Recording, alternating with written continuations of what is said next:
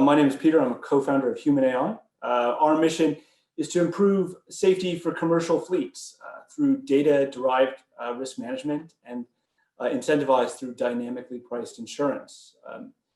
How do you meet a challenge like this? Well, the answer is with a full stack commercial fleet insurance platform that works. It manages the risks, it aligns the incentives, and provides the tools that help deliver fleets to deliver people and goods safely. So when we look at commercial insurance, it represents 192 billion in gross written premiums. And the market is the only motor market that's expected to grow as personal car ownership declines. However, insurance for high mileage fleets that's just based upon a probabilistic model is broken. Demand is increasing as capacity is withdrawing. And it's understandable why. Commercial fleet insurance loses about $9 billion a year with combined ratios in 2019 of 114%. Now, the conflict is understandable. The growing losses are due to years of underpricing in both the frequency and severity of crashes, poor risk selection, and some of this is caused also by a greater number of inexperienced drivers in the gig economy and what has been a rapid growth in logistics and delivery fleets. It's just some examples. Now, we believe that we've fixed this, and we've done this in our pilot was actually delivered in the rideshare segment in a fleet that leased vehicles to Uber drivers, incredibly high mileage, vehicles doing 6,000 kilometers a month. And our risk management and pricing enabled a much more sophisticated risk selection by the fleet manager, as well as interventions by the fleet manager, which then reduced the frequency and severity of events. And this was Otto. Otto has almost 5,000 vehicles and delivers in normal course of business, pre-COVID, about 50,000 people a day around London. And what we were able to do, as you can see, is give the insights, provide the insights, and also the incentives to intervene early. And this resulted in driver education, driver interventions, which reduced the risk. And it's not just managing the claims, which of course we can do with first notification of loss at the moment of the event, but also preventing the claims. And you can see this in the improvement of that, both the average claims cost, but also the reduction in accident frequency. And this is improved not only the insurance returns, but more importantly for the fleet, a total cost of vehicle reduction. So the way that we do this, we have a cloud native tech stack, secure, it's scalable, it has embedded machine learning. Our risk OS combines proprietary risk maps, as well as live vehicle telematic data to give a view that is both dynamic, but then also reflects the reality of the situation.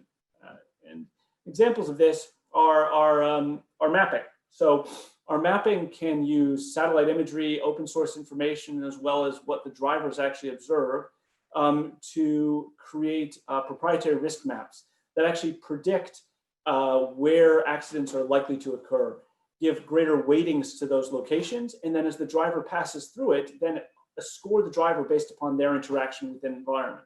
So it's not so much that the driver is speeding. If they're speeding on a motorway by 5 kilometers an hour, that's not as much of an issue as if they're speeding on a residential road through a dangerous intersection. That suggests that the driver is much more likely to cause an accident. And it's those kind of insights that then allow you to score the drivers in a nuanced way, train and dedicate the training and interventions appropriately. Another thing that we can do is understanding through the telematics, through the GPS, as well as the accelerometers within the devices that can be embedded within the car. Just to make a clear point, we're telematics agnostic. Most 50% of fleets already have something installed, so we'll work with what's already installed. We have our own event detection pipeline.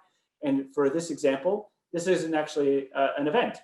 They swerve to miss the post box rather than actually hitting it.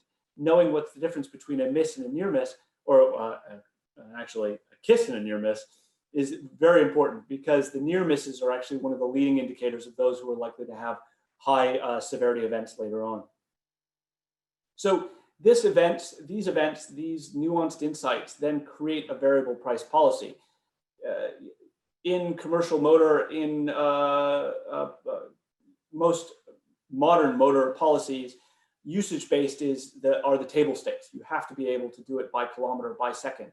But what we're looking to do is then incentivize the fleet manager, incentivize action at the point of the policyholder to reduce the cost of the insurance, reduce the losses. And the way that we do this is by using historical and traditional underwriting methods to establish the baseline price. So we're not looking to discount at the outset just because they've installed the telematics. And then once the scores have been baselined, this usually takes about 2 weeks, we can then start to assess what are the things that need to be addressed in order to reduce the risk across the entire fleet. As those are actioned, as the losses are reduced, the discount is achieved. The variability is then achieved. We've been doing this since 2017. Our engineers have come out of high-frequency trading and banking infrastructure. And what we are now delivering is our sort of second version of this product with the fully dynamic pricing. We've got 2 live pilots in London and are looking to expand in Europe. We're also looking to expand in other geographic locations. And we do believe that from our base of about $1 million in gross written premiums, that this can grow materially over the coming months. So thank you very much. Any questions would be great. Thank you very much for your pitch. I do see some question in the Q&A part of our app. It's an interesting story, someone mentions. Yes. How do you deal with data protection issues, especially in the fleet context? Okay, that's a very good question. So we tokenize the information. Coming from banking, we're used to dealing with very confidential information. The insurer doesn't need to see who the driver is. It can stop at the point of the fleet manager. The fleet manager does need to know who the driver is because ultimately they're the policyholder.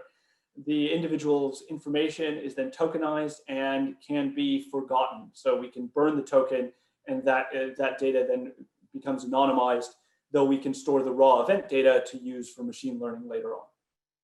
Fantastic, thank you. And then another quick question: who's your main type of customer? Do you serve the fleet owner or the insurer? In the UK, we are an MGA, and so we have capacity providers, and our main customers are the brokers and the insurers who then go out and deliver this. But ultimately, as we seek to grow, as we seek capacity, we look to partner with insurers to use this technology to deliver it through their existing channels to their fleet customers, whether it's through brokers or directly.